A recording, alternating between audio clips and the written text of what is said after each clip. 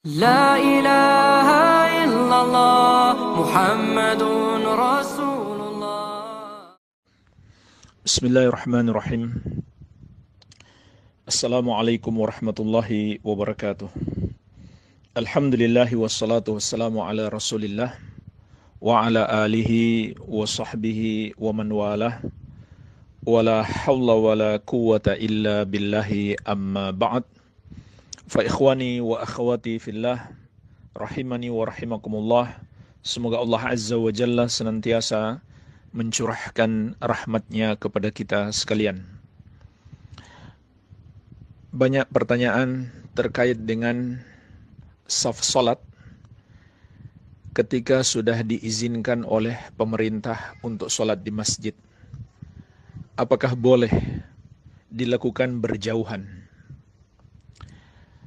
Dan juga terkait dengan jawaban kami ketika dahulu pemerintah melarang sholat di masjid demi mencegah tersebarnya wabah virus COVID-19 semakin luas dan menjaga jemaah masjid kaum muslimin agar tidak tertular. Maka jemaah sekalian, dahulu kami menjawab bahwa tidak boleh sholat di masjid secara berjamaah dengan shaf yang berjauhan 1 meter atau 2 meter.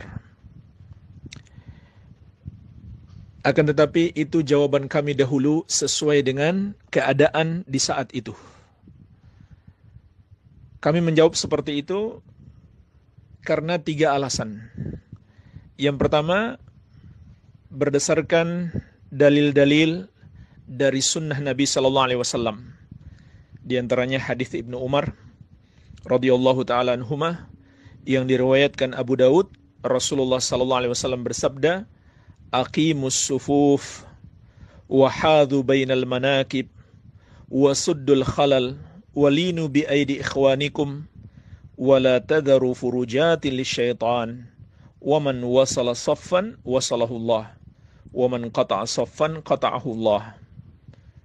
Tegakkan saf-saf kalian dan ratakan atau luruskan di antara pundak-pundak kalian dan tutuplah celah-celah dan bersikap lembutlah ke tangan saudara-saudara kalian, yaitu kalau diatur saf hendaklah tidak sulit, mudah.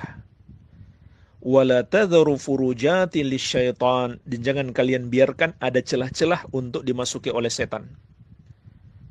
Dan barang siapa yang menyambung saf, Allah akan menyambungnya, dan siapa yang memutuskan saf, Allah akan memutuskannya. Maka ini adalah dalil yang menunjukkan wajibnya merapatkan saf. Dan ini adalah pendapat yang dipilih oleh Ibnu Hazm, dikuatkan oleh Syekhul Islam Ibnu Taimiyah, dan juga dikuatkan oleh Al-Lajnah Ad-Daimah. Walaupun jumhur ulama dari 4 madhab berpendapat hukumnya sunnah. Akan tetapi dalil-dalil menunjukkan lebih tepat hukumnya adalah wajib. Dikuatkan juga oleh Syekh Ibnu Utsaimin rahimahumullahu ta'ala. Baik, ini alasan yang pertama. Alasan yang kedua, karena adanya fatwa ulama besar di zaman ini, yaitu Asy-Syaikh Al-Allamah, ahli hadis kota Madinah, Abdul Muhsin Al-Abbad hafizahullahu ta'ala. Jadi kami tidak menjawab hanya dari diri kami sendiri, tetapi karena adanya fatwa dari Asy-Syaikh hafizahullahu ta'ala. Kemudian yang ketiga, karena adanya larangan dari pemerintah untuk berkumpul-kumpul di masjid. Karena adanya larangan dari pemerintah untuk berkumpul di masjid agar tidak semakin tersebar penularan virus corona. Maka kami jawab waktu itu, hendaklah sholat di rumah daripada sholat di masjid dengan saf berjauhan, padahal pemerintah juga melarang dan Rasulullah SAW atau syariat telah memberikan kepada kita uzur untuk sholat di rumah. Baik. Namun jamaah sekalian, kondisi perkembangan hari-hari ini mungkin berbeda atau ke depan akan berbeda, yaitu pemerintah mengizinkan untuk sholat di masjid dengan syarat tetap memperhatikan dan mengikuti protokol kesehatan untuk mencegah tersebarnya virus corona. Di antaranya adalah dengan memberi jarak saf sholat. Apakah 1 meter atau kurang lebih 2 meter.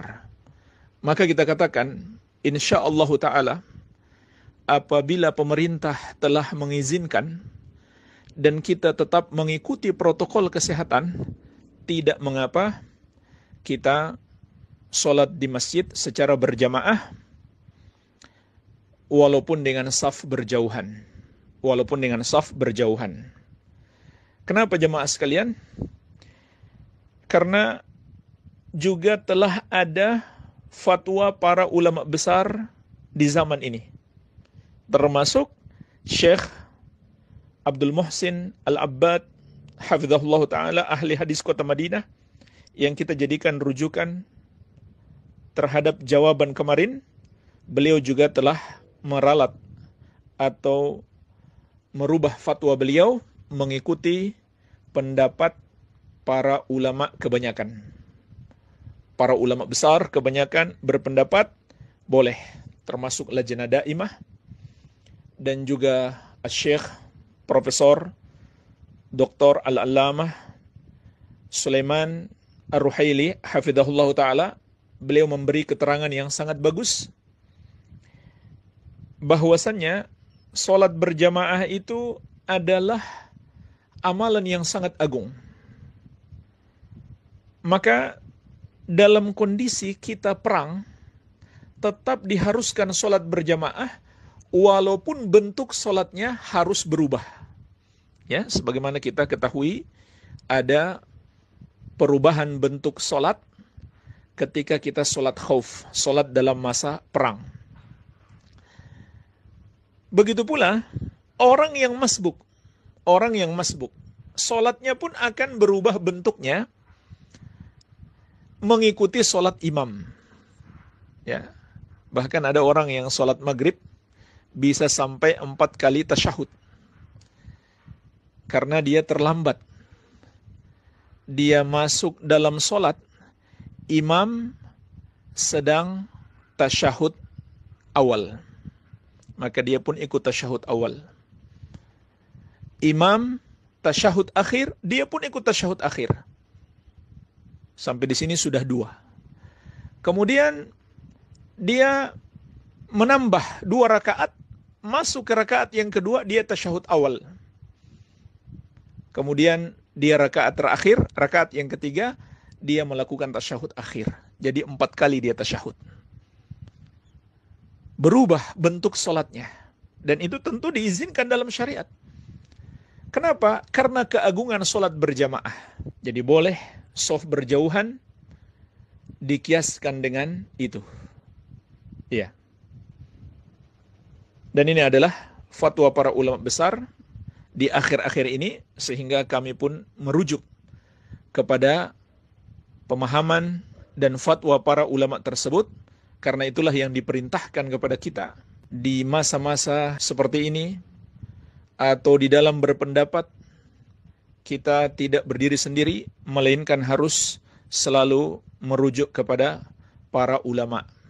Jadi kesimpulannya, boleh kita menghadiri sholat berjamaah dengan syarat, pertama diizinkan oleh pemerintah, yang kedua mengikuti protokol kesehatan yang telah ditetapkan oleh pemerintah, agar kita tidak tertimpa mudarat atau tidak menimpakan mudarat kepada orang lain. Dan apabila termasuk protokol kesehatan, shaf harus berjauhan 0,5 meter, 1 meter atau 2 meter, maka tidak mengapa insyaallah ta'ala, karena agungnya sholat berjamaah. Wallahu ta'ala a'lam.